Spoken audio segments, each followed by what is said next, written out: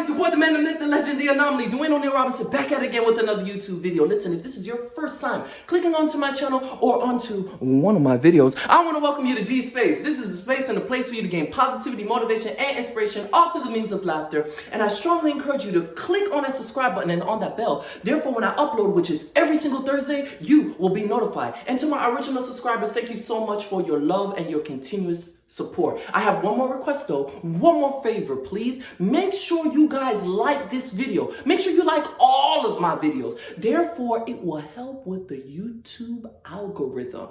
And we could grow our community. We could grow our space to have new viewers so they could get, the jewels, the drip, the sauce, you know what I'm saying? The good advice. I would really appreciate it. Thank you.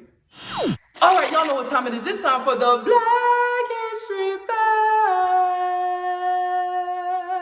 And cut. So today's Black History Fact that I will be presenting to you is about a 10-year-old tech genius. Her name is Emanuela Menyaki. Believe it or not, at the age of 10, she was hired to be a coding instructor at a United Kingdom school. Her goal is to become an engineer, and she states this: I remember at the age of 7, I set a target to become a professional web designer and analysis at age 9, and I have accomplished it. Listen, anything is possible. It doesn't matter how young or how old you are. And that is our Black History Fact for today.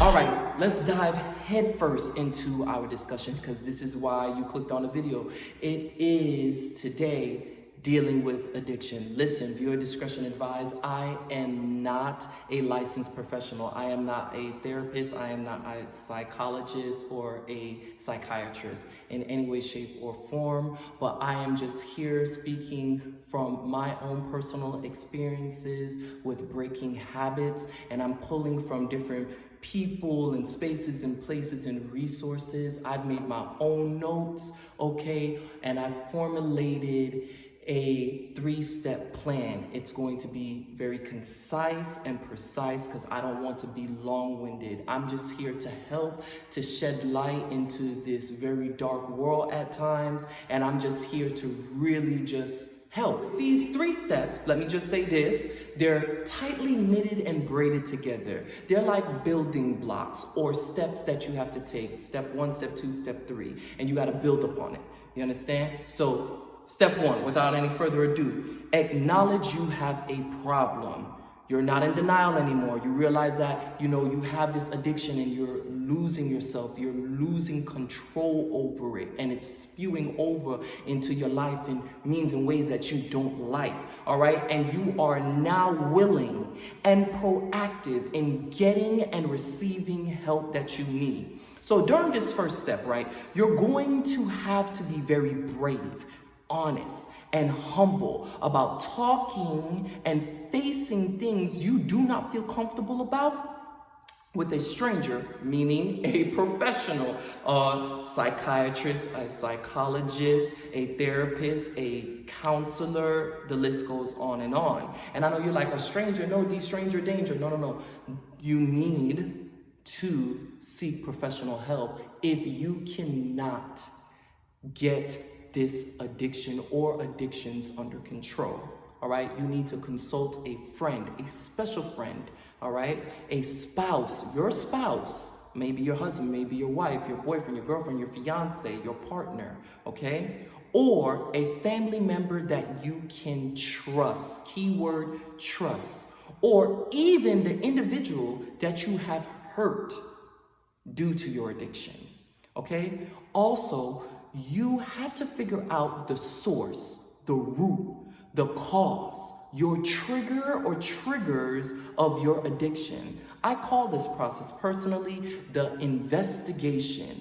You have to find out the 5 W's, the who, what, when, where, and why, and the 1 H, how, of your habit or habits.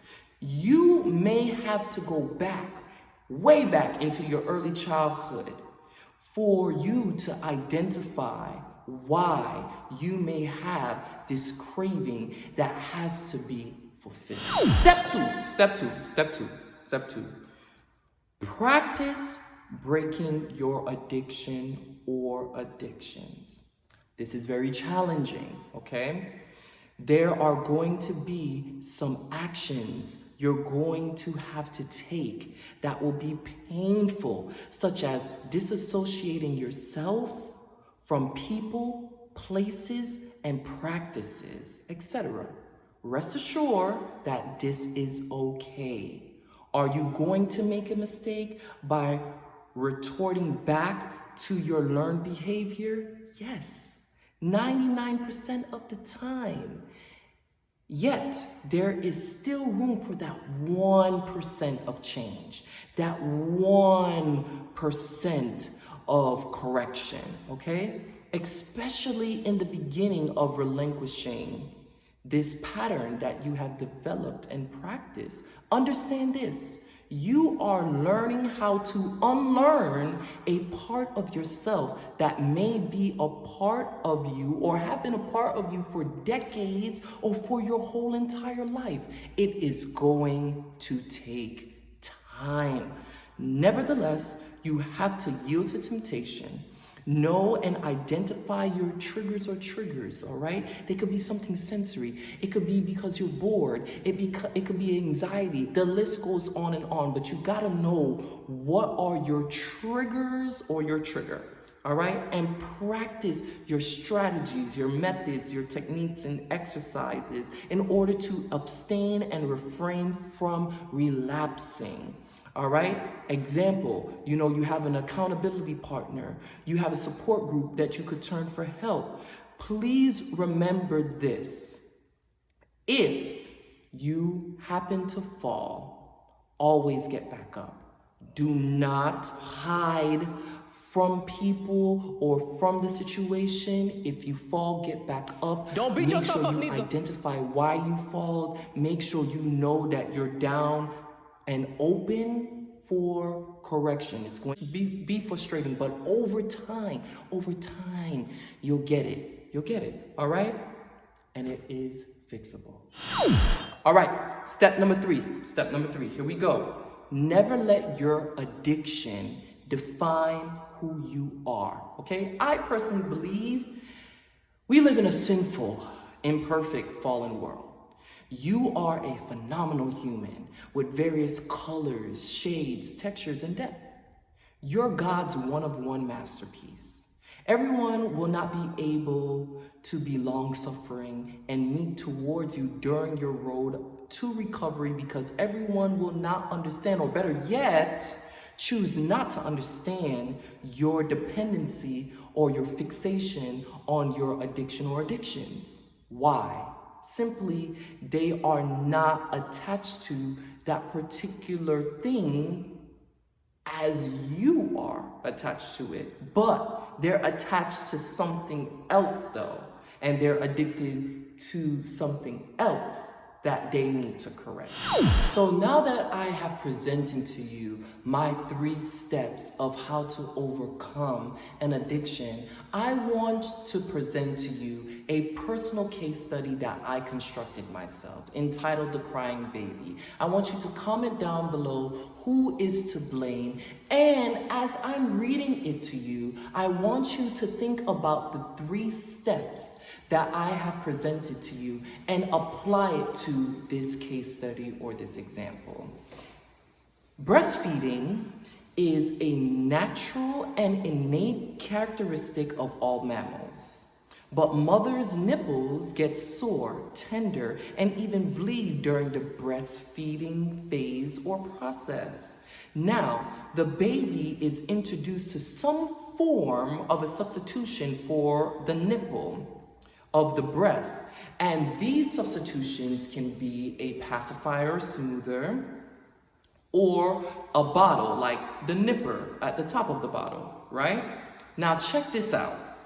Take away breastfeeding.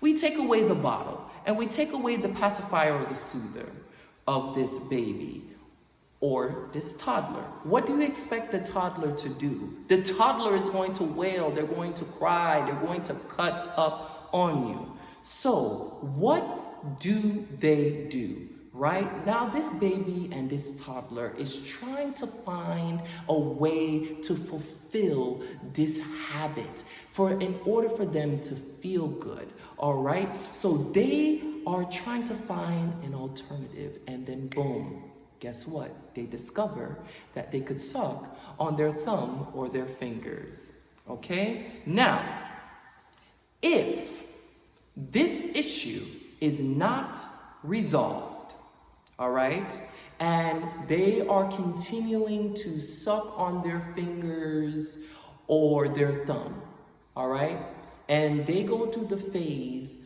of losing their teeth as a kid, and they enter into their adolescence, and they enter into their young adulthood and adulthood, now they're going to have a very expensive issue that they need to correct. And this correction could cost from $5,000 up to $20,000.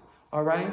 And it is all because their oral structure have been morphed, formed, and disfigured due to the sucking of their thumbs and fingers. Or they just held on to the pacifier or soother for too long in their mouths.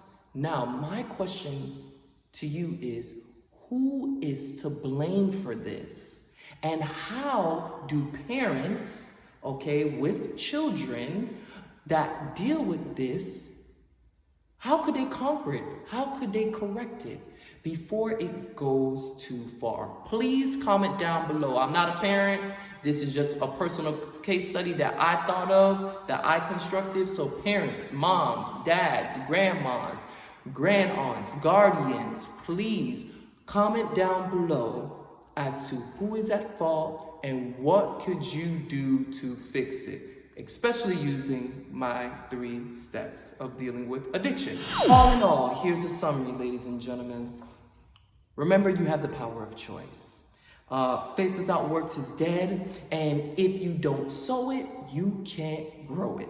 All right? And I am extremely proud of you that you have, come to a realization that you have an addiction and you got to deal with it. You got to conquer it. You got to fix it. Or you're dealing with an addiction and you're in the progress of working towards utterly diminishing it and disassociating and disattaching yourself from it. I'm proud of you. I love you. And I'm saying it because you need to hear it. And better yet, God loves you more, and God is even more proud of your progress. I personally believe that, listen, no one is perfect in this world. The only person who is perfect is God himself. And in order for you to get any help, you got to try to help yourself. And through helping yourself, you go into God and God help you in the way and shape or forms and means. And being practical and getting the professional help that you need, okay? And exercising and doing whatever techniques and methods that you need to do in order to defeat this thing, to break this habit. All right? So I'm praying for you. I'm cheering you on from the sidelines. Make sure you guys like this video. Make sure you comment down below. Make sure you share with friends. Let's try to grow this community. I put a lot of effort into this video, and I'm so proud of myself personally for doing it. And I thank you so much for your love and your continued support. Until next week, Thursday. Peace.